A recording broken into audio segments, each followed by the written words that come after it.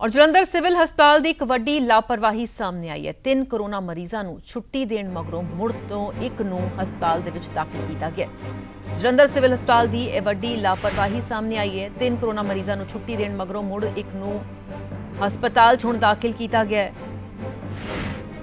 अद्धी रात नूं मरीज नूं हस्पताल लियांदा गया। रिपोर्ट पॉजिटिव होने का हवाला जो ने वो दिता गया। सिविल हस्पताल के SMO ने बीती शाम 3 मरीजों की छुट्टी की पुष्टि की सी, लेकिन इस तो बाद एक मरीज को मुड़ तो हस्पताल लिया जिथे भर्ती किया गया है। ते बड़ी लापरवाही जलंधर सिविल हस्पताल की सामने आई है, जिथे 3 कोरोना मरीजों को छुट्टी देण मगरों मुड़ तो एक नूं हस्पताल च दाखिल किया गया है। अद्धी रात नूं मरीज नूं हस्पताल लिया गया है। दस दे कि इस मरीज नूं हुण रिपोर्ट पॉजिटिव होने का हवाला दिता गया। सिविल हस्पताल के SMO ने बीती शाम 3 मरीजों की छुट्टी की पुष्टि की सी, लेकिन इन्हां चों एक मरीज की रिपोर्ट पॉजिटिव होने ते चलदियां उसनूं वापस हस्पताल लियांदा गया है। लेकिन किस बिना ते छुट्टी दी गई है, एक वड्डा सवाल खड़ा हो रहा है। एक वड्डी लापरवाही जिहड़ी है जलंधर सिविल हस्पताल की सामने आई है।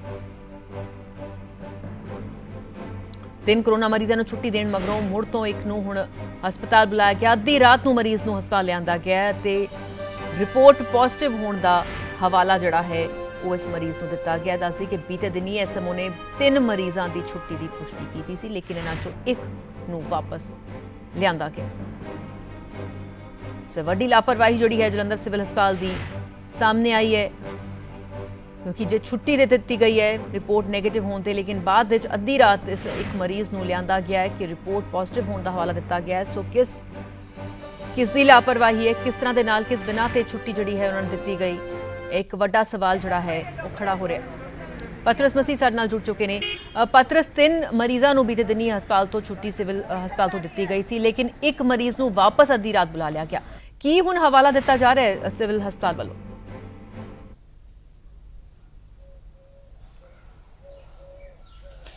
देखो राधा, सिविल हॉस्पिटल जलंधर की एक बड़ी वड्डी अणगहली जिहड़ी देर रात सामने आई है। कल बाद दोपहर 3 मरीजों को हॉस्पिटल तो छुट्टी दे के घर भेजा जाता है। दस्सिया जाता कि वो 3 जिहड़े ने ठीक हो चुके हैं, उन्होंने कोरोना को हरा दिता है।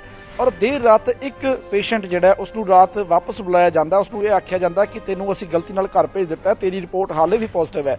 और सब तो वड्डी चिंता वाली गल यह है कि वो पेशेंट जिहड़ा 8 घंटिया बाद उसकी वापसी होती है। 8 घंटे के दौरान वो अपने परिवारक मैंबरों को मिलता है, अपने दोस्तों मित्रों को मिलता है। और उन्होंने हुण सारे लोगों की जिहड़ी जिंदगी है वो भी इस वक्त आप कह सकते हैं कि वो भी चिंता वाली स्थिति उन्होंने वास्ते बन गई है, क्योंकि हुण उन्होंने सैंपल वगैरह ले जाएंगे, क्योंकि वो पॉजिटिव पेशेंट के संपर्क दे विच रहे हैगे ने। हालांकि इस विच कोई शक नहीं है कि जिस तरीके नाल सेहत अफसर जां जिहड़े पैरामैडिकल स्टाफ हैगा जां डॉक्टर्स हैगे ने, वो बड़े वड्डे पद्धर उत्ते इस जंग दे नाल लड़ रहे हैं। असीं उन्हां दे इस जज्बे की कदर भी करते हैं, पर जिहड़ियां अणगहलियां हैगियां ने, ये अणगहलियां इस सारी जिहड़ी एक आपां कह लईए एक सेवा जिहड़ी हैगी है, जिहड़ी सारी जिम्मेवारी है, उस उत्ते कई तरह के सवाल भी खड़े करदियां हैगियां ने। सो बड़ी वड्डी देर रात अणगहली वेखण नूं मिली हैगी है जलंधर सिविल हॉस्पिटल दे विच।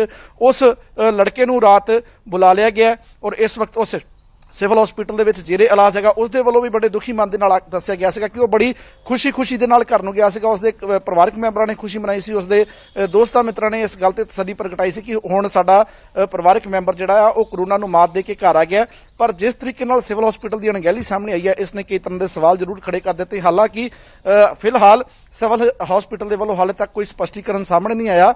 किस दे उत्ते तोड़ा झाड़िया जाता है, किस दी गलती कड्ढी जाती है, ये हाले वेखना बाकी है, की दलील दी जाती है ये वेखना बाकी है। पर वो जिला जिस जिले दे विच सब तो वध कोरोना के पॉजिटिव केस होण, जिहड़ा जिला इस वक्त पंजाब दे विच सिखर दे उत्ते होवे, उस जिले दे विच उस सिविल हॉस्पिटल दे विच अजिही गलती जिहड़ी है वो आपां कह सकते हैं कि वो बर्दाश्त दे काबिल नहीं हो सकती। जी बिल्कुल, बहुत भारी है गलती जिहड़ी है वो पै सकती है, लेकिन हुण क्योंकि इस शख्स जिहड़ा मरीज सी इसनूं घर भेजता गया सी, जिस तरह तुसीं दस रहे हो कि 8 घंटे बाद उसनूं वापस बुलाया गया। सो क्या हुण उसके परिवारिक मैंबर या जो भी उसके संपर्क विच आया उन्हां दे भी कोई टेस्ट होणगे, उन्हां नूं क्वारंटीन किया जाएगा?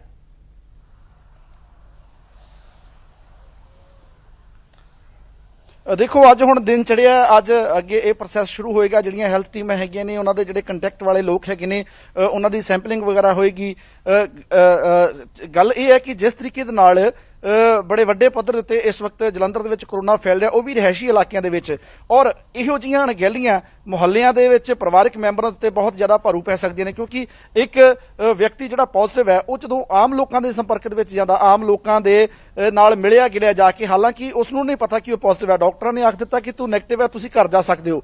ਔਰ ਉਹ ਜਦੋਂ ਲੋਕਾਂ ਦੇ ਵਿੱਚ ਮਿਲਿਆ, ਕਿਹੜੇ ਕਿਹੜੇ ਲੋਕਾਂ ਨੂੰ ਮਿਲਿਆ, ਹੁਣ ਉਹ ਸਾਰੀ ਜਾਂਚ ਪੜਤਾਲ ਕੀਤੀ ਜਾਏਗੀ। ਔਰ ਹੁਣ ਉਹਨਾਂ ਲੋਕਾਂ ਦੀ ਜਿਹੜੀ ਲਾਈਫ ਹੈ ਜਾਂ ਉਹਨਾਂ ਲੋਕਾਂ ਦਾ ਜਿਹੜਾ ਇੱਕ ਆਪਾਂ ਕਹਿ ਸਕਦੇ ਕਿ ਲਾਈਫ ਸਟਾਈਲ ਹੈ ਜਾਂ ਆਉਣ ਵਾਲੇ ਦਿਨਾਂ ਦੀ ਜਿਹੜੀ ਜ਼ਿੰਦਗੀ ਹੈ, ਉਹ ਵੀ ਇਸ ਵਕਤ ਜਿਹੜੀ ਹੈ ਚਿੰਤਾ ਦੇ ਵਿੱਚ ਪੈ ਗਈ ਹੈ ਇੱਕ ਹਸਪੀਟਲ ਦੀ ਅਣਗਹਿਲੀ ਦੇ ਕਰਕੇ। ਬਿਲਕੁਲ, ਲੇਕਿਨ ਜਿਹੜੇ ਬਾਕੀ ਦੇ 2 ਮਰੀਜ਼ ਸੀ, ਕਿਆ ਉਸ ਦੀ ਹੁਣ ਪੁਸ਼ਟੀ ਹੈ ਕਿ ਉਹਨਾਂ ਦੀ ਰਿਪੋਰਟ ਨੈਗੇਟਿਵ ਹੈ ਜਾਂ ਹਾਲੇ ਉੱਥੇ ਵੀ ਉਸ ਨੂੰ ਵੀ ਲੈ ਕੇ ਕੋਈ ਸ਼ਸ਼ੋਪੰਜ ਹੈ?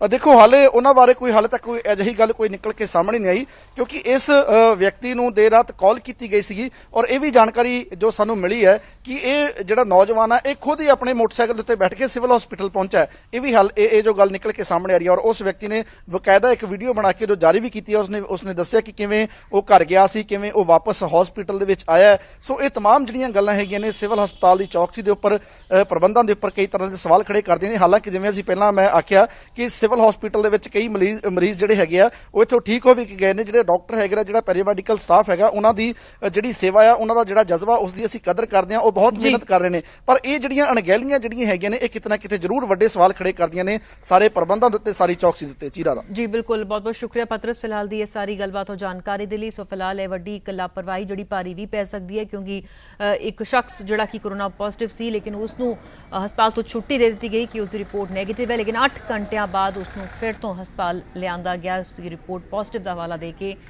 ਲੇਕਿਨ ਹੁਣ ਇਸ ਵਿੱਚ ਕਿਸ ਦੀ ਲਾਪਰਵਾਹੀ ਹੈ, ਇਸ ਦੀ ਜਵਾਬਦੇਹੀ ਵੀ ਯਕੀਨਨ ਬਣਦੀ ਹੈ।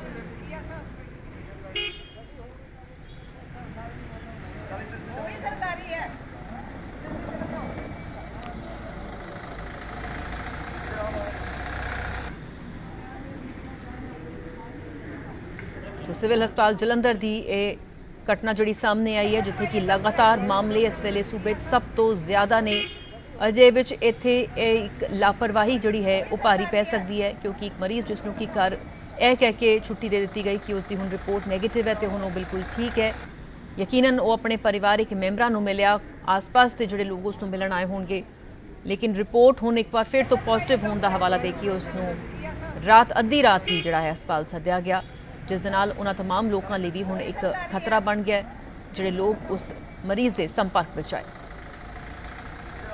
यकीनन इस वेले डॉक्टर्स जो जिन्ने भी हेल्थ स्टाफ ने वो अनथक मेहनत कर रहे हैं, लेकिन ये इस तरह की लापरवाहियां जिहड़ियां ने उन्हां दी उस मेहनत ते भी पानी फेरदियां ने ते नाल दे नाल कई सवाल भी खड़े करदियां ने कि इस तरह की वड्डी लापरवाही आखिर किस तरह हो सकती है।